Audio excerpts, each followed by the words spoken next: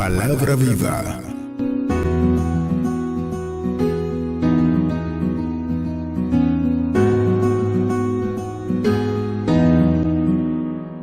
Vamos a la palabra de Dios entonces. Listos, vamos al libro de Efesios capítulo 4.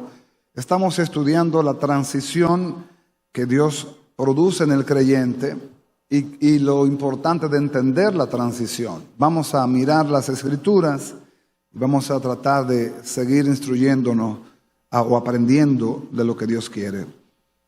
Capítulo 4 del libro de Efesios, vamos a leer la palabra del Señor hasta el versículo 16 y después vamos a hacer énfasis en uno. Dice la palabra de Dios, Efesios capítulo 4 del 1 al 16. Dice Pablo: yo pues preso en el Señor, os ruego que andéis como es digno de la vocación con que fuisteis llamados, con toda humildad y mansedumbre, soportándoos con paciencia los unos a los otros en amor, solícitos en guardar la unidad del Espíritu en el vínculo de la paz, un cuerpo, un espíritu, como fuisteis llamados en una misma esperanza de vuestra vocación, un Señor, una fe, un bautismo, un Dios y Padre de todos, el cual es sobre todos y por todos y en todos. Pero a cada uno de nosotros nos fue dada la gracia conforme a la medida del don de Cristo, por lo cual dice: subiendo a lo alto, llevó cautivo la cautividad y dio dones a los hombres. Y eso de que subió, ¿qué es? Sino que también había descendido primero a las partes más bajas de la tierra. El que descendió es el mismo que también subió por encima de todos los cielos para llenarlo todo.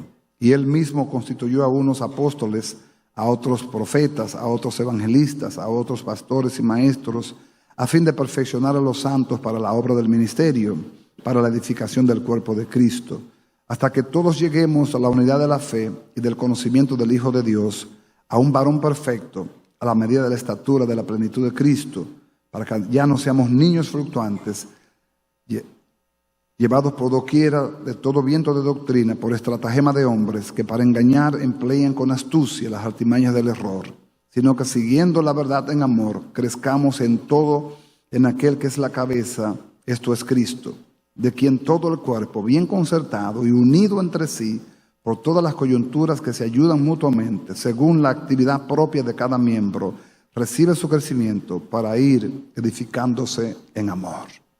Amén. Que Dios nos ayude en la palabra en esta mañana. Para los que no son dados a seguir secuencia, yo siempre tengo que dar un resumen de la secuencia. Este año, desde que empezó este año, estamos hablando de una sola palabra y es transición. Diga conmigo, transición. Transición es el proceso de cambio que se da de manera natural en los seres humanos. Esa niña que dedicamos hoy apenas tiene meses de nacida. Pero dentro de poco tiempo va a ser una niña que va a andar corriendo. Y cuando usted pestañe va a estar en la escuela. Y dentro de pocos días va a estar ya hablando de universidad. Y uno no cree como que los días se están acortando como dice la Biblia. Es verdad, se están acortando los días. Por causa de los hijos de Dios, por causa de los escogidos. O sea que el tiempo, uno dice, el tiempo va rápido. Es uno que va rápido, el tiempo es igual, pero cuando uno pestaña, uno despierta la realidad. Dios mío, estamos hoy a 12 de noviembre. El año ya está terminando. Y hace unos días estamos empezando. Como que la cosa va rápida, ¿verdad?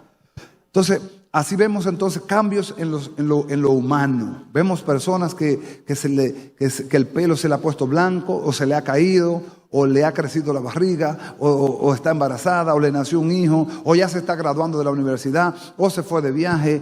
¿Cuántas cosas transicionan todo el día? Nuestra sangre circula haciendo un proceso transicional todo el tiempo. Si su corazón se para, usted se muere. El corazón lo que hace es que vive moviendo la sangre todo el día, oxigenando el cerebro, moviendo todo, porque todo lo de Dios vive en un constante movimiento. Dios no se para, y lo de Dios también. Amén. Entonces, empezamos hablando de la transición como creyentes. Todos los que somos entendidos de la bondad de Dios en Cristo, empezamos creyendo que Jesús es el Señor. ¿Cuántos han creído esa verdad? Pero después de ahí, Dios mismo nos hace entendido de que esa es la primera etapa. Después viene una etapa más elevada que se llama discípulo. Un discípulo es diferente a un creyente, porque el creyente es el que viene a la iglesia, oye el mensaje, le gustó, se fue y sigue su vida viviendo la vida loca. Es creyente, pero todavía no entiende que Dios, cuando llama a una persona, no lo llama para que viva su vida, sino la vida de Dios. Eso es serio. Cuando Dios te llama, Jesús dijo: si alguno viene a mí, primero debe negarse a sí mismo, tomar su cruz cada día y seguirme. Algunos queremos venir a Cristo, no queremos negarnos, ni queremos tomar la cruz. Entonces no podemos vivir vida cristiana. Ir a la iglesia es una cosa, vivir vida cristiana es otra cosa. Son dos cosas diferentes. Usted puede ir a la iglesia y seguir siendo un mundano que va a una iglesia cristiana. ¿Oyó?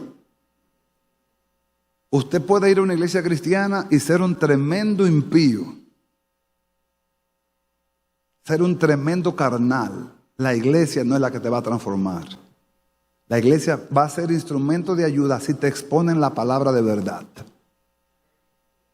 Solamente. Si los pastores te engañan con caramelito y chicle diciéndote que porque tú das buenas ofrendas tú eres mejor que los demás, te equivocaste medio a medio. Dios no admite cohecho.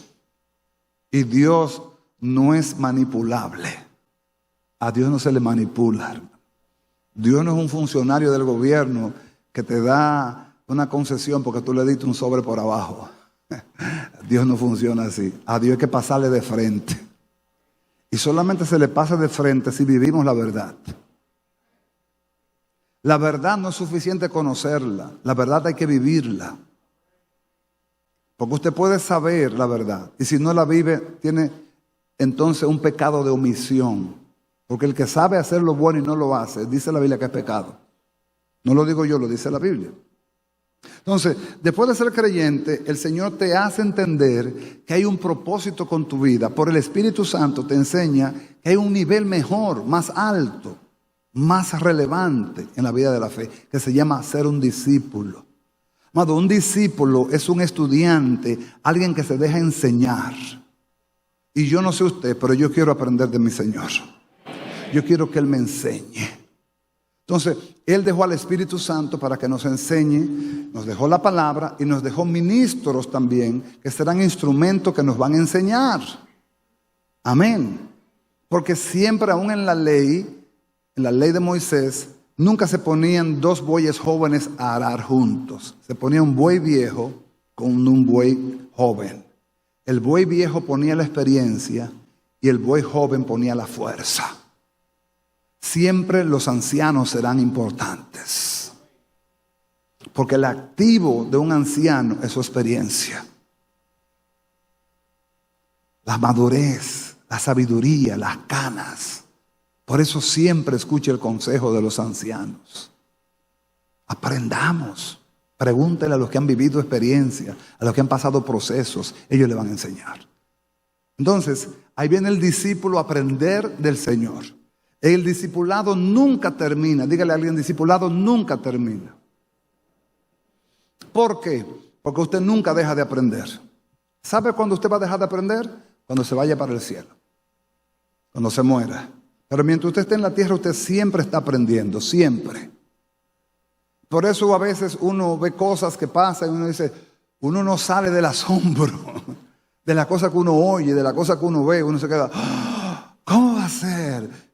Como que uno no sale del asombro. Todos los días pasan cosas que uno dice, ¿cómo va a ser? No, hermano, todos los días uno está aprendiendo algo, todos los días.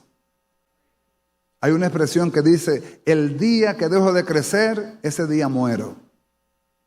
Todos los días estamos creciendo, estamos aprendiendo. En este pasaje ya entramos en la tercera etapa. Primero creyente, segundo discípulo y después viene ministerio. Es una palabra que suena hermosa, pero para llegar ahí hay que prepararse también.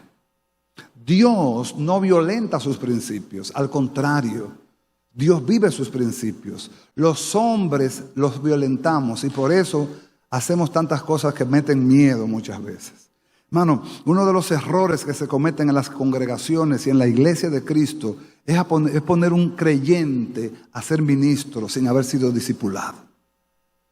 Y por eso vemos los desastres que vemos, las divisiones que vemos, los pleitos que vemos, porque no son discípulos, no tienen mente de discípulos. Entonces, primero cree, segundo discipúlate y tercero, cuando llegue el tiempo Dios te va a decir dónde Él te quiere usar. Pero Dios al que llama, capacita. Los que no les gusta esa escuela dicen, Dios cuando envía, respalda. Pero es que está violentando el orden. El orden es este. Dios al que llama, lo capacita. Cuando Dios te capacita, entonces Dios te envía. Después que Dios te envía, Dios te respalda. Y después que Dios te respalda, Dios te suple. Entonces, como se violenta ese orden, por eso vemos tanto desastre hoy día. Tantas vergüenzas, tantas cosas feas, tantas divisiones. Es porque son gente que nunca fueron discipulados. Y aunque tengan un llamado de Dios para el ministerio, a Dios no se le brincan procesos. Hay que pasarle los procesos. Te voy a dar un ejemplo simple. Pastor Carlos es ingeniero en sistemas. Quizá muchos no lo saben. Cuando usted se inscribió en la carrera, usted se inscribió para ser ingeniero en sistemas. ¿Verdad que sí? Pero cuando usted se inscribió, usted no era ingeniero en sistemas. Usted era un aspirante a ingeniero en sistemas. Un prepa, como dicen en la universidad. Un prepa. Cuando usted viene a la vida de la fe, usted es un creyente o un nuevo creyente. Los maestros aquí le damos los fundamentos básicos para que usted pase a ser entendido del diseño y pueda llegar a ser un discípulo. Después de ser discipulado, entonces viene esta instrucción. ¿Cuál? Entender dónde Dios te quiere, entender los dones que tú tienes, entender cómo se equilibra el don y el carácter para el ministerio. Porque muchos solamente porque hablan en lenguas o porque profetizan, ya yo soy un ministro. Hermano, espérate. Para ser ministro se necesita más que dones, se necesita carácter también. Y si tú lo pesas en balanza, el carácter es más importante que los dones. ¿Por qué? Porque hay gente que tiene dones pero no tiene carácter. Y lo que le ha hecho es un daño a la iglesia de Cristo. La falta de carácter, la falta de identidad cristiana, pero tiene dones. Y los dones tienen una debilidad que mucha gente tiene que entender, es que los dones se imitan, de carácter no. Tú puedes imitar un don, ¿tú sabías? El único árbol que se le ponen frutos artificiales e imitados es el árbol de Navidad. Pero el cristiano tiene que vivir los frutos. Y eso es el carácter de Cristo. Una persona que tenga dones y no tenga carácter es un peligro para el ministerio. Te digo uno, Sansón. Sansón era un ungido, pero no tenía carácter. Sansón era un hombre que tenía una fuerza descomunal, pero no tenía carácter. Es tan así que después que Sansón es ridiculizado por los filisteos, es avergonzado por los filisteos, después de haber sido engañado por Dalila. ¿Sabe lo que significa Dalila? La que te debilita. Dalila fue debilitando a Sansón poco a poco. Abro paréntesis. No juegue con el pecado. Porque el pecado poco a poco te va abriendo un hueco. Sansón empezó a jugar con Dalila. Y le decía, amárrame con cuerdas verdes. Y ahí eso será, tú verás mi debilidad. Lo amarraban con cuerdas de todo tipo. Sansón los filisteos, ¡prá! Rompía todo.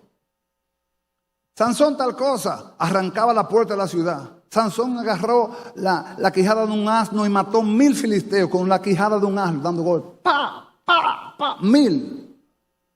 Pero Dalila lo fue debilitando. Hasta que lo durmió y le dijo, dime el secreto de tus fuerzas. Y él reveló el secreto.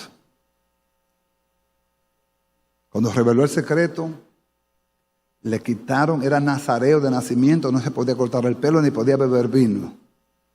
Sin embargo, cuando le quitaron ya la honra, era un hombre tal cualquiera, los filisteos lo agarraron, le sacaron los ojos y lo avergonzaron públicamente. Y te voy a llevar a dónde está la debilidad del carácter de Sansón, para que tú entiendas un poquito. Cuando Dios permite que Sansón vaya al templo de los filisteos, Sansón le dice a un jovencito: acércame a una de las columnas del lugar. Estoy parafraseando. Y le ruega a Dios. Pero no le ruega a Dios para que Dios restituya su nombre. No le ruega a Dios para que sea vista su gloria. Lo que le ruega a Dios es: devuélveme mis fuerzas para vengarme de estos filisteos. Sansón estaba más preocupado por él que por Dios. Eso lo hace la debilidad del carácter en un ministro. Cuando un hombre de Dios o una mujer de Dios tiene más preocupación por él que por el propósito de Dios, está desviado. El hombre de Dios que tiene una agenda personal en el ministerio está desviado. El hombre de Dios que tiene una agenda particular en el ministerio está desviado. Si al hombre de Dios lo que le importa es su bien y no la gloria de Dios en la iglesia, en su cuerpo, está desviado. Hay mucha falta de carácter en este tiempo. Y hay mucha gente en las iglesias que no se paran a meditar en las verdades bíblicas. Entonces los dones son hermosos y creemos en ellos y vamos a hablar de ellos. Pero vamos a hablar del equilibrio que tiene que haber entre el carácter y los dones. Porque Dios tiene algo para ti. Dígale a alguien: Dios tiene algo para ti. Y quizás es más grande de lo que tú crees. Quizás es más grande de lo que tú mereces. Pero Dios no te lo va a entregar sin conocimiento. O sea, Dios tiene que enseñarte primero. Dios no te va a dar algo que tú no puedas manejar. Por eso hay cosas que yo cuestiono. Por ejemplo, hay gente que dice: Dios me ha bendecido financieramente, pero te ha alejado de Dios. Yo cuestiono eso. Yo cuestiono si ese dinero te lo dio Dios o te lo dio el diablo. Porque el diablo da dinero. La historia de la iglesia revela que en los primeros tiempos el diablo empobreció la iglesia para que la iglesia fuera ridiculizada. En los posteriores tiempos el diablo ha hecho al revés. Le ha dado dinero a la iglesia para desenfocar a los hombres de Dios. Y hay mucha gente en las iglesias que ha prosperado económicamente, pero espiritualmente es un enano, espiritualmente es un carnal, espiritualmente no tiene nada. El diablo le jugó la cabeza y le hizo creer que porque tiene 20 pesos en el banco, porque tiene una buena casa, un buen carro y una buena cuenta, Dios lo ha bendecido. Mentira. La bendición de Jehová no te va a alejar de él. Porque si te aleja de Dios, no es Dios que te está bendiciendo entonces. Amado, hay que ser cristológico. Dios no me va a dar algo que me aleje de él, hermano. Eso es una estupidez. Eso es una estupidez absoluta. Creer que porque yo tengo bienes de este mundo, ya yo no necesito a Dios. Eso está mandando un mensaje muy claro. Usted nunca conoció a Dios.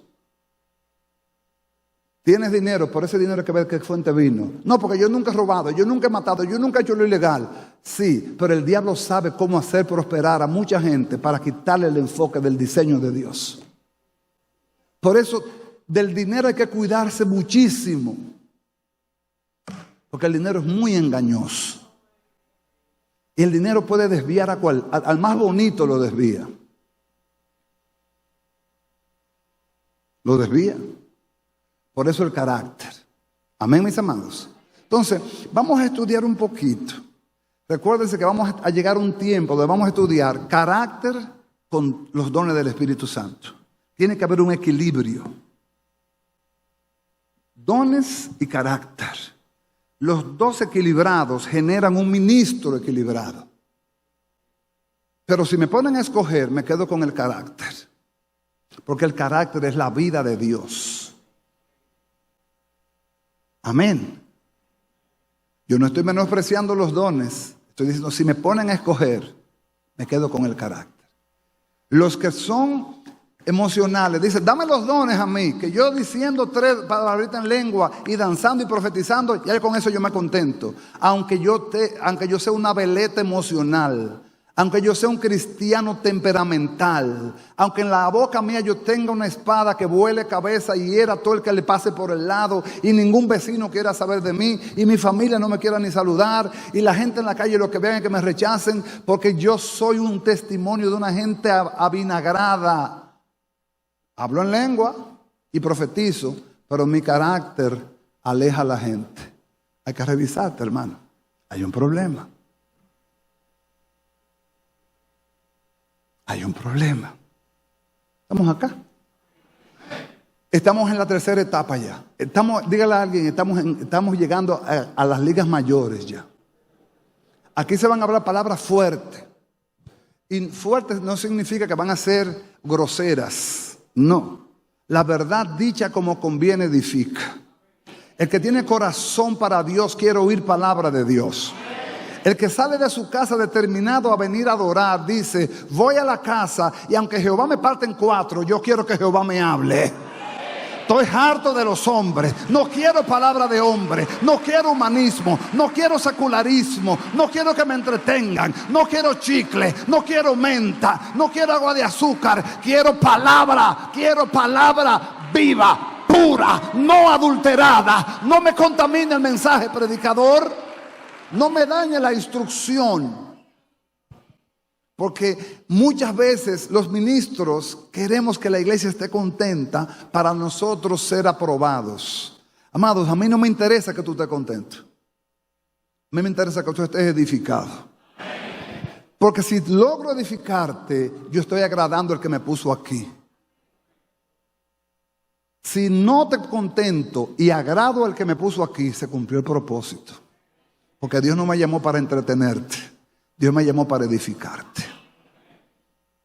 ¿Usted entendió eso? Diga conmigo, yo no voy a la iglesia a entretenerme. Yo voy a la iglesia a edificarme. Entonces, la edificación muchas veces cuesta porque tenemos líneas torcidas de afuera, líneas torcidas de congregaciones, y cuando nos ponen la verdad como es, no nos gusta. Y no nos gusta. Pero yo te voy a decir algo, hermano. De la única manera que tú puedes salir de un error es si te lo dicen. Si no te dicen el error, tú vas a seguir en ese error toda la vida y te va a hundir en el error. Pero bienaventurado tú, si Dios escoge un ministro de esto y le abre la boca y te dice la verdad. Porque entonces tú puedes corregir. Pero si no te lo dicen, vas a seguir en el error. Y hay mucha gente desviada en esto. En los ministerios hay mucha gente desviada. Hay gente que debieran ser maestros de escuela dominical y están en la alabanza.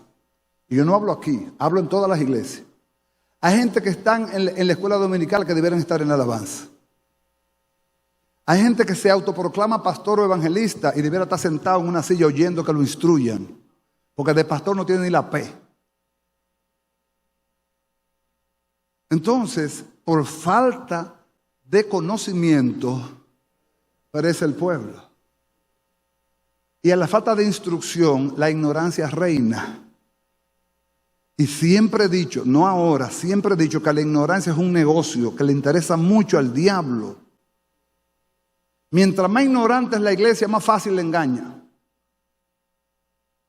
Pero si la iglesia es entendida, difícil es de engañar. Si una iglesia entendida no le engaña el diablo. Por ejemplo, a nosotros o a mí, muy difícil que me saquen una ofrenda de bolsillo diciéndome, pacta, ofrenda, trae tus hijos al altar, trae tus semillas. Muy difícil que me saquen a mí 5 pesos, porque yo sé que me están manipulando. Yo sé para dónde van. Muy difícil que usted me vea a mí comprando una taquilla de un concierto o de un congreso. ¿Por qué? Porque yo sé que la iglesia no se sostiene así, la iglesia se sostiene con diezmos y ofrendas. Entonces, si yo compro una taquilla y si yo compro un boleto, yo le estoy haciendo daño a la iglesia. Y yo no quiero dañar la iglesia. Yo quiero ayudar a la iglesia. ¿Estoy hablando en español? Entonces, dígale al que le queda al lado, estamos ya en Grandes Ligas. Y Grandes Ligas, Grandes Ligas. Grandes Ligas no es para muchachos. Grandes Ligas es para hombres. Y en este texto que leímos, solamente vamos a estudiar un versículo, pero lo vamos a estudiar estudiado. Empezamos el miércoles y lo vamos a seguir hoy. Vaya al versículo 7 y 8. Efesios 4, 7 y 8. La palabra de Dios dice, 7 y 8 dice, pero a cada uno de nosotros, diga eso te incluye a ti, diga eso te incluye a ti, nos fue dada la gracia conforme a la medida del don de Cristo. Por lo cual dice, subiendo lo alto, llevó cautivo la cautividad y dio dones a los hombres. En estos dos textos, la palabra don o dones se repite 2 veces, ¿verdad? Pero en el versículo 7 habla del don de Cristo. Y esa palabra me llamó la atención y me puse a estudiarla para explicarla a la iglesia, porque antes de llegar a los ministerios con entendimiento, vamos a mirar los dones también. Si usted no entiende los dones, usted no sabe qué ministerio usted tiene. Tiene que entender los dones, porque los ministerios se sustentan con los dones. Los ministerios son los dones son la columna de los ministerios. Yo no podría ser pastor si no tengo el don de enseñanza. No podría. Pero voy a aclarar algo. Una cosa es pastor y otra cosa es predicador. Un predicador puede ser cualquiera. Todos podemos predicar, pero pastor no todos. Pastor, los llamados de Dios al pastorado. Y para eso Dios lo va a equipar. Y le va a poner ciertos dones que son dones pastorales. Como 1, la enseñanza. 2, la misericordia. 3, el consejo. Porque esos son dones que tienen que estar dentro de un pastor para poder ser un pastor. Porque si no lo tiene, ¿cómo va a poder entonces poner la palabra? ¿Cómo va a poder aconsejar a un hermano? ¿Cómo va a poder tener misericordia del que falla, del que peca? Tiene que tener esos dones. ¿Estamos acá? Porque por gracia sois salvos por medio de la fe. Y esto no de vosotros. Pues, lea conmigo, pues, ¿es don de quién? De Dios, no por obras, para que nadie se gloríe. Porque somos hechura suya, creados en Cristo Jesús para buenas obras, las cuales Dios preparó de antemano para que anduviésemos en ella. ¿Usted entiende eso? Dice aquí simplemente el versículo 8, por gracia sois salvos por medio de la fe, y esto no de vosotros. O sea, no es que tú hiciste un esfuerzo, no es que tú hiciste un sacrificio, es que Dios preparó todo para que tú le conocieses. ¿Me podrían parar a ese jovencito o sentarlo que está grabando allá parado? Gracias. Los guardas estén atentos. Está grabando, está parado, yo no sé qué quiere. Porque por gracia sois salvos por medio de la fe. Y esto no de vosotros. Pues es que don de Dios. ¿Qué es? Entonces, ¿la fe qué es? Es un don de Dios. ¿Quién da este don? ¿Para qué lo da? Para que seamos salvos. Porque hay un texto bíblico que es literal, un texto columna de la iglesia que dice, porque sin fe es imposible agradar a Dios. Pero el mismo Dios se provee de esa fe y la activa en ti. Por ejemplo, es como que tú tengas un bombillo dentro, pero está apagado. Pero tiene bombillo. Cuando llega el tiempo de Dios, señalado por Dios, Dios enciende el bombillo. Por eso los predicadores solamente tenemos que predicar. No es nuestro trabajo convertir a nadie. No es nuestro trabajo convencer a nadie. Esa es la obra del Espíritu Santo. Ahora, el que tiene el bombillo dentro, como ese bombillo es según Dios, y la palabra que se está predicando según Dios, va a dar lo siguiente: sale la palabra de Dios y encuentra el bombillo de Dios, ¡pah!, y lo enciende. ¿Lo entendió? Y cuando lo enciende, entonces tú vienes al entendimiento de Cristo. Posiblemente tú no lo sabes ni lo sabías. Yo no lo sabía. Hace 33 años que Dios despertó en mí ese bombillo. Y me hizo ver que yo no estaba en el diseño porque andaba en pecados y delitos, pero tenía el bombillo. Y alguien cuando me predicó el Evangelio despertó el bombillo, lo prendió. La Biblia dice en el libro de Romanos 14, versículo 17 Romanos 10, 17 dice que la fe viene por el oír y el oír por la palabra de Dios. La fe viene porque alguien te predique la palabra. Pero cuando la palabra es predicada, la palabra tiene que ser predicada con fe también. Porque entonces solamente así puede encender el bombillo de la fe que está dentro de ti. Si el predicador no tiene fe para creer que Dios va a tocar a alguien con esta palabra, no va a surgir ningún efecto. ¿Quiere que se lo demuestre por la Biblia? Vaya a Romanos, libro de Romanos, capítulo 10, versículo 8 al 10. Romanos 10 del 8 al 10 dice, ¿más qué dice? Cerca de ti está la palabra, en tu boca y en tu corazón. Esta es la palabra de... Esta es la palabra de... ¿Qué? Predicamos. O sea, el predicador cuando predica tiene que tener fe. Tiene que creer que alguien va a alcanzar el conocimiento de esta palabra. Que alguien va a entender. Que alguien va a recibir esta palabra. Que alguien Dios va a bendecir con esta. Tiene que creerlo. Porque si no lo cree, entonces tú no eres ejemplo de fe a la iglesia. I have to believe. Yo tengo que creer que alguien va a recibir esta palabra.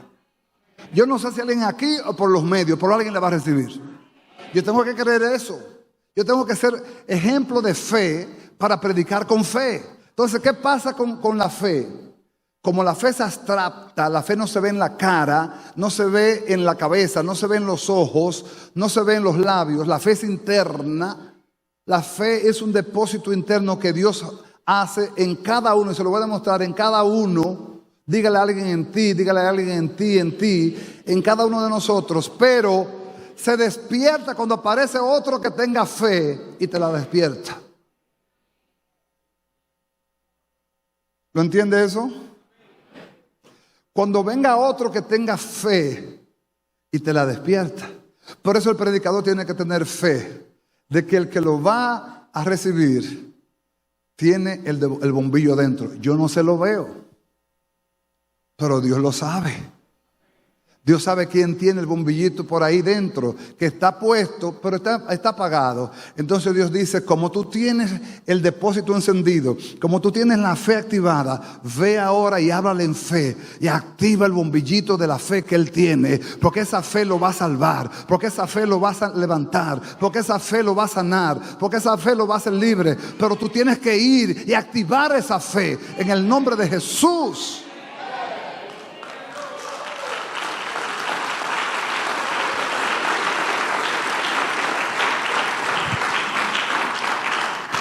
Nosotros no hemos entendido lo que significa el misterio de la fe. La fe es un misterio, hermano.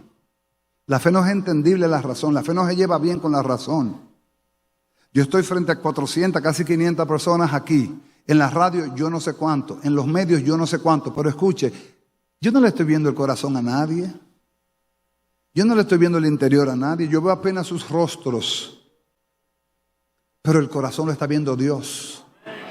Pero entonces dentro de mí tiene que estar la convicción de que la palabra que se va a soltar desde aquí tiene la dinamita del Espíritu, el dunamis de Dios, que va a traspasar el corazón, los huesos, los tuétanos. Y si encuentra el bombillito de tu fe apagado, se va a encender. Pero si lo encuentra activo, te va a levantar, te va a sanar, te va a animar, te va a avivar, te va a hacer un hombre dispuesto, porque tú también estás encendido. Se juntaron dos encendidos aquí. ¿Qué le pasó a Elizabeth, la mamá de Juan el Bautista, cuando se encontró con María? Ya Juan estaba en el vientre. María estaba recién concebida del Espíritu Santo. Eran primas. María corre a visitar a Elizabeth, su prima. Y cuando ya entra, Elizabeth tenía 6 meses más o menos de diferencia. Le llevaba a Juan el Bautista a Jesús. Cuando María entra en escena, el vientre de María tenía el depósito de Jesús ya. Pero el vientre de Elizabeth tenía el depósito de Juan ya. Y Juan era profetizado porque recuérdese que Elizabeth era estéril, esposa de Zacarías el profeta, el sumo sacerdote, aquel que no creyó a Dios cuando fue a llevar la ofrenda al altar, y un ángel lo visitó y le dijo: he aquí, Zacarías, tu esposa dará a luz un hijo y se llamará Juan. Él no creyó. Y dice la Biblia: por cuanto no me has creído, te vas a quedar mudo hasta que el niño nazca. Y se quedó mudo hasta que el niño nació. Y ya el niño, casi al nacer, le preguntan a Zacarías: ¿cómo se va a llamar? Y él escribió en tierra: Juan, que significa Dios añade. Dice: pero ¿cómo va a ser que se va a llamar Juan? Lo correcto es que se llame igual que tú, porque es tu hijo. En tu familia nadie se llama Juan. Dice: no, porque el ángel habló que se iba a llamar Juan. Ese fue el misterio de Elizabeth, que era vieja ya, era adulta, madura, y no tenía hijos, y quedó embarazada. Entonces, cuando María va llegando donde Elizabeth, como ya Elizabeth tenía 6 meses, y María estaba recién concebidita del Espíritu Santo, recién concebidita, estaba ahí calientito en el vientre de María, ya el depósito del Santo de Dios. Y cuando se encontraron, el vientre de Elizabeth le brincó. Y Elizabeth le dice: bienaventurada eres, bendita tú entre todas las mujeres, y bendito sea el fruto de tu vientre. La que dijo eso fue Elizabeth. ¿Por qué lo dijo? Porque el engendro que ella tenía era un engendro profético, y el engendro de María era un engendro profético, pero el engendro de María era mayor que el engendro de Elizabeth. Por eso el engendro de Elizabeth tenía que brincarle. Cuando se juntan dos gentes de fe, alguien de fe, alguien que tiene fe, que está activado, te habla fe. Si tú estás encendido, ¡oh, gloria a Dios! ¡Oh, gloria a Dios! Se te despierta el hombre de fe y dice: yo necesitaba esta activación. Alguien de fe me habló. Y ya mi bombillito estaba encendido, pastor. Yo nada más estaba esperando que me dieran un booster. Pero algunos vienen apagaditos y necesitan como que le inyecten. Pero el don está ahí, porque el don te lo dio Dios. Por eso la fe se fortalece cuando tú vienes al culto. La fe se fortalece cuando tú lees la palabra. La fe se fortalece cuando tú oras. La fe se fortalece cuando te metes a la intercesión. Porque la fe es un músculo espiritual que se fortalece en la medida que tú lo ejercitas.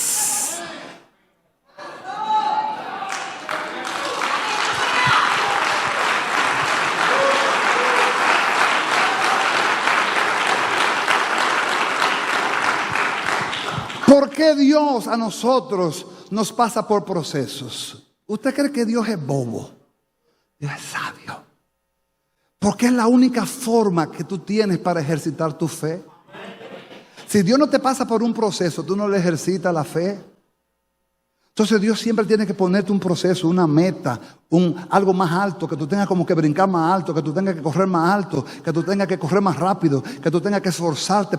No. Dios lo hace así para que tú tengas que ejercitar tu fe.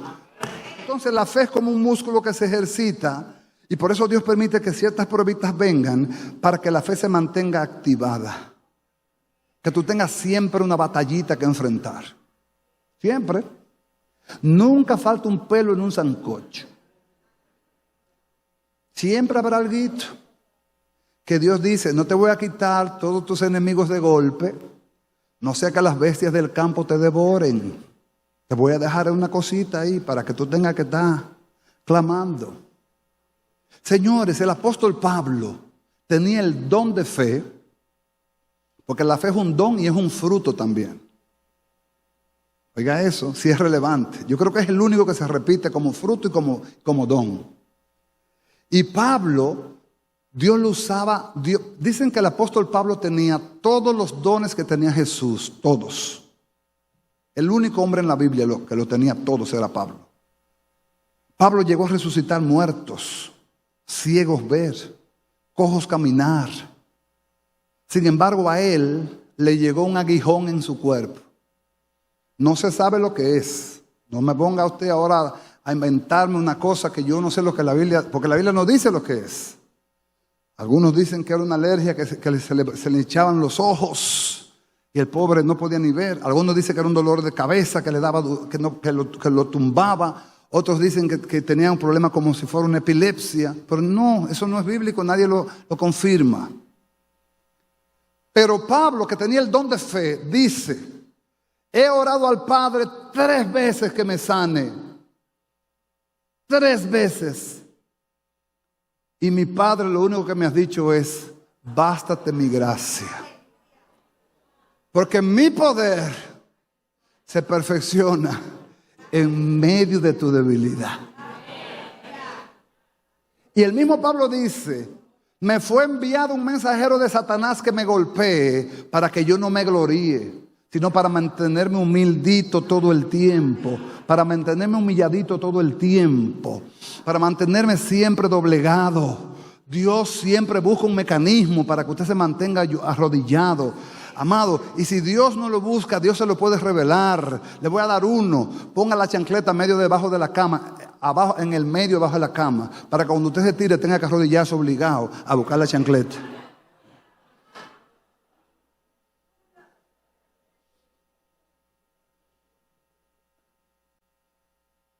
Pero Dios siempre busca un mecanismo para que tu fe se ejercite, para que tu fe se fortalezca. Entonces, el don de Cristo es el don de la fe también. ¿Por qué? Porque la fe es una dádiva que Dios mismo da, pero la activa cuando fuere tiempo. Por eso yo no le veo a nadie el rostro, ni juzgo tampoco, porque yo no le veo nada por dentro, Dios sí lo ve. Y Dios dice: ese que tú ves, con piercing, tatuaje, cabello greñudo y de todo, yo le tengo el bombillito puesto. Ahora tú tienes que soltar la palabra para que se active. Ve como instrumento de fe y actívalo. Me ministra mucho me ministra la vida de Pablo. ¿Por qué? Porque Pablo era un religioso a carta cabal, enfermo. Perseguía a la iglesia porque defendía más los ritos que la revelación. No tenía revelación, lo que tenía era ritos. Pero Dios miró a Pablo y dijo: hey, este hombre tiene el bombillito adentro. Necesito que vaya un discípulo y se lo active. Y dice la Biblia en Hechos 9 que Pablo iba camino a Damasco furioso, enojado, respirando amenazas y muerte contra los discípulos del Señor, para llevar preso a las mujeres y a los hombres, y a lo que encontrase, no importara si eran niños, meterlo preso, porque era enemigo del cristianismo. En el camino se le apareció el mero, el Rey de Gloria. Y Pablo, ante el impacto, ¡pum!, cayó del animal, dice la Biblia, no del caballo. Hay gente que dice del caballo. La Biblia no dice del caballo o del camello, dice del animal. No sabemos si era un buey, un asno, un caballo. Cayó del animal al suelo y dice que le vino un resplandor del cielo, una luz más refulgente que la luz del sol. A veces yo leo la Biblia y quiero ser como un poquito dramático, y leyendo ese pasaje me fui al patio y traté de mirar el sol y no lo aguanté, ¿no? Y dice la Biblia que la luz que le resplandeció a Pablo era más resplandeciente que la luz del sol. Y Pablo quedó ciego. Pero oyó una voz que le dijo: Saulo, Saulo, ¿por qué me persigues? Saulo no respondió la pregunta, pero le hizo otra pregunta. ¿Sabe usted que es una señal de mucha inteligencia? Cuando usted no pueda responder una pregunta, trate de responderle con otra pregunta a la persona. Eso lo hace la gente inteligente. Se lo puedo mostrar por Jesús. A Jesús le hacían preguntas que él no quería responder, entonces lo que él le hacía era que le hacía otra pregunta. Eso lo hace la gente inteligente, sabio. Entonces Pablo era muy inteligente y muy sabio. Entonces cuando Jesús se le aparece, le dice: Saulo, ¿por qué tú me persigues? Saulo le dice: ¿quién eres, Señor? ¿Qué tigre? ¿qué quieres que yo haga? Entonces el Señor le dice, va muy rápido, Pablito. Va muy rápido. Vete a la casa de Simón Curtidor, que vive en la calle tal, número tal, que yo ahí te voy a mandar lo que yo te quiero revelar. Y duró Pablo 3 días en ayuno y oración, esperando una respuesta. Y de repente Dios le habla a un discípulo. ¿A quién le habló? Fíjese que Dios trabaja con discípulos, no trabaja con creyentes, no con discípulos. Que se llamaba Ananías. Y dice Dios, dice el Hechos capítulo 9, que Dios le habla a Ananías y le dice, Ananías. Y él dice, heme aquí, Señor. Dice, Ananías, ve a la casa de Simón Curtidor, porque allá hay un varón llamado Saulo. He aquí él ora. Y Ananías cuando oye la palabra, ¿cómo? Saulo. Oh, wait a minute. Tú me estás hablando de Saulo de Tarso, el hombre que está azotando la iglesia, el hombre que está barriendo con todos los cristianos. Sí, ese mismo. Y le dice a Ananías, Señor, yo he oído mucho de este hombre. ¿Cuántos males le ha hecho a tu iglesia? Y yo me imagino que el Señor le dijo, no se lo dijo porque eso es una imaginación mía, que le dijo a Ananías, ¿desde cuándo tú eres mi consejero? Ve, porque instrumento escogido me es para llevar mi presencia delante de los reyes, de los gentiles y de toda la casa de Israel. Ve. Cuando recibió el mandamiento de ir, Ananías fue y entró al lugar donde estaba Saulo. Leas Hechos 9. Y cuando Ananías fue, Ananías no fue con prejuicios religiosos. Y esto es muy importante. Dios le tumbó los prejuicios a Ananías antes de que fuera, porque sabía que si iba prejuiciado no le podía dar el mensaje que tenía que darle. Le tumbó los prejuicios. Dios le dijo, tengo propósito con él. Entonces cuando Ananías entró en la sala y en el lugar que estaba Saulo, le dice, hermano Saulo, el Señor Jesús que se te apareció en el camino me ha enviado para que recibas la vista y seas lleno del Espíritu Santo. Oh, gloria a Dios. Oh, gloria a Dios. Dale aplauso al Señor.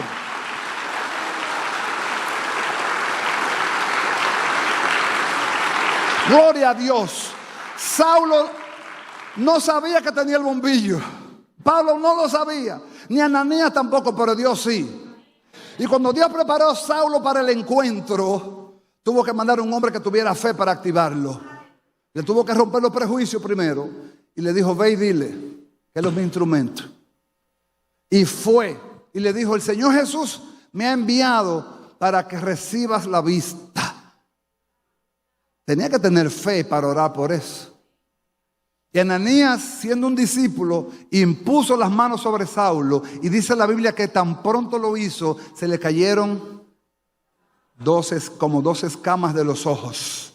Me ministra más que dice que de inmediato fue bautizado.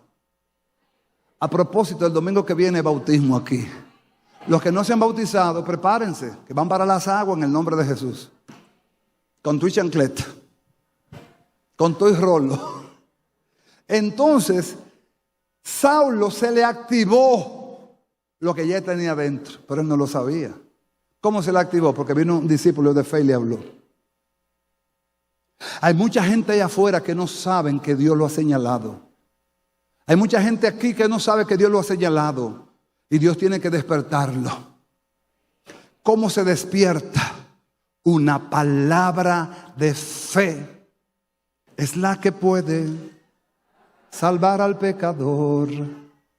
Una palabra de fe. Yo no sé por qué canto. Toda la gente que canta malo le gusta cantar. ¿No se ha fijado eso, Pastor Carlos?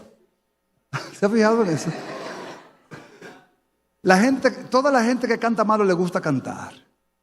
Pero mira, una palabra de fe es la que puede salvar al pecador. Una palabra de fe es la que puede salvar al pecador. Y si tú vienes a Cristo Jesús, Él te perdonará.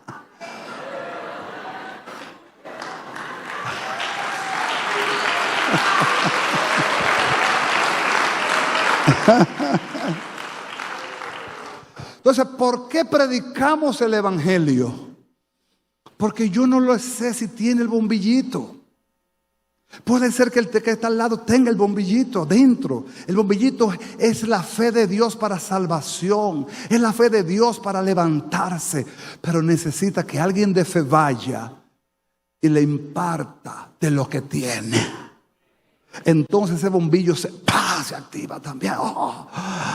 Yo no sabía, yo no entendía, pero ahora sí entiendo. Pero Dios tuvo que mover un instrumento que tuviera el don. Estoy hablando en español. Entonces nosotros tenemos que entender que el don de Cristo puede ser interpretado de diferentes maneras, pero la fe es don y es fruto simultáneamente. La fe es la palanca que mueve el carro de Dios. Dios no se mueve por necesidad.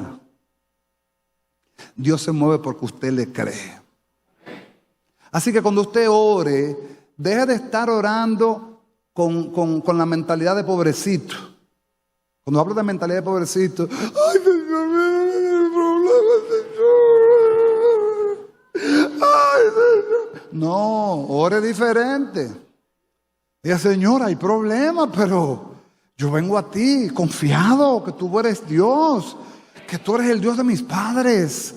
¿Sabe cuál es uno de mis textos favoritos? Se lo digo gratis, se lo voy a dar gratis. Es Hebreos 13:8, que dice, Jesucristo es el mismo ayer y hoy y por los siglos de los siglos. Entonces yo, como tengo una mezcla de pentecostal con bautista en la cabeza, me acuerdo de muchos coritos pentecostales también. Y viene de repente cuando yo leo ese texto, y me viene de repente el corito pentecostal que dice, aquel que caminó sobre las aguas, aquel que caminó sobre las aguas está aquí, aquí caminando, está aquí, aquí caminando, está a tu lado, está a mi lado, lo sientes tú, lo siento yo, aquí, aquí está Jesús, aquí, aquí está caminando. Me viene el coro de una vez y se me activa la promesa de Mateo 28, que es una de mis promesas favoritas, que no la dejo. He pasado por todos tipos de situaciones y yo no sé cuántas más me faltarán, pero escuche, cada vez que vienen aflicciones duras de verdad, viene Mateo 28 y me dice, acuérdate, yo estaré contigo todos los días hasta el fin del mundo. Y eso me calma, y eso me tranquiliza, y eso me da paz. Porque si Dios está conmigo,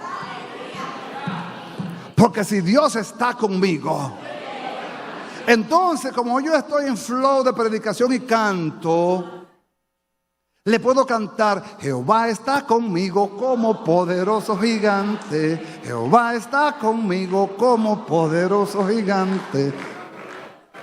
Por eso en Él esperaré, porque Él peleará. Y yo confiado estaré hasta por debajo de mis pies.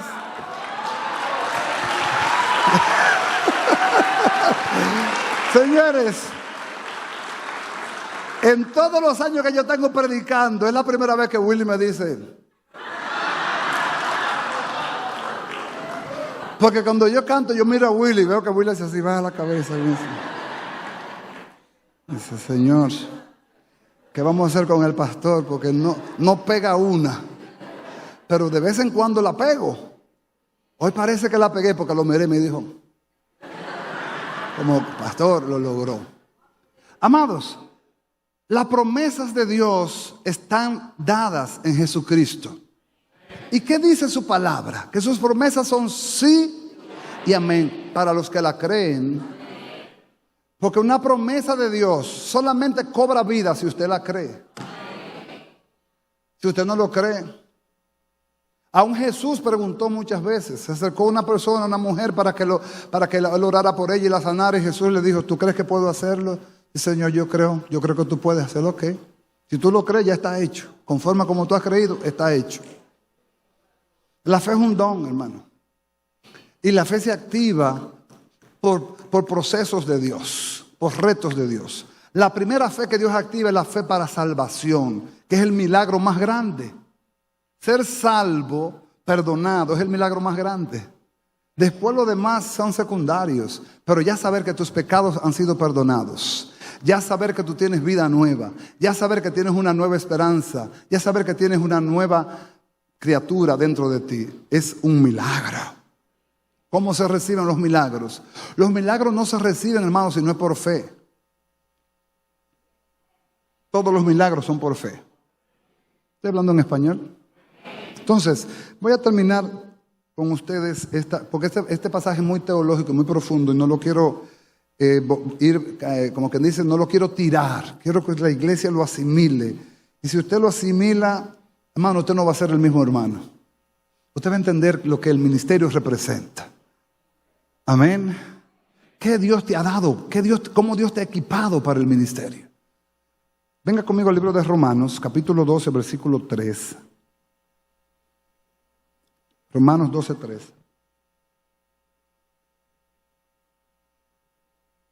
El apóstol Pablo dice, digo pues, ¿me ayudan arriba? Digo pues, por la gracia que me es dada a cada cual que está entre vosotros, que no tenga más alto concepto de sí que el que debe tener, sino que piense de sí con cordura, conforme a la medida de fe que Dios repartió a cada uno. Que Dios repartió a cada uno. En otras palabras, Dios le dio una medida de fe a cada quien. Esa medida de fe se repartió entre la iglesia. Esa medida de fe puede crecer o puede estancarse. Va a depender de nuestra obediencia. Se lo voy a repetir. Esa medida de fe puede crecer o puede estancarse. Va a depender de nuestra obediencia.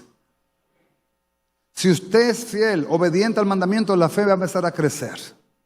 Porque la misma fe que te salvó es la misma fe que opera para tu sanidad. La misma fe que te salvó es la misma fe que opera para tu liberación.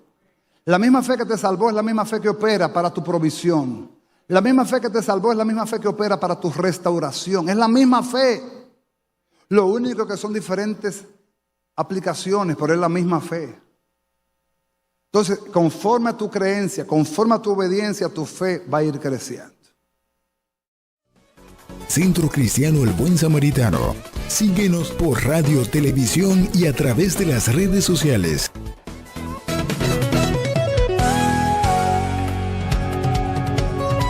Palabra Viva. Este programa es producido y difundido gracias a la ayuda y ofrenda de hermanos y relacionados al Centro Cristiano El Buen Samaritano. Hasta la próxima entrega con más de Palabra Viva.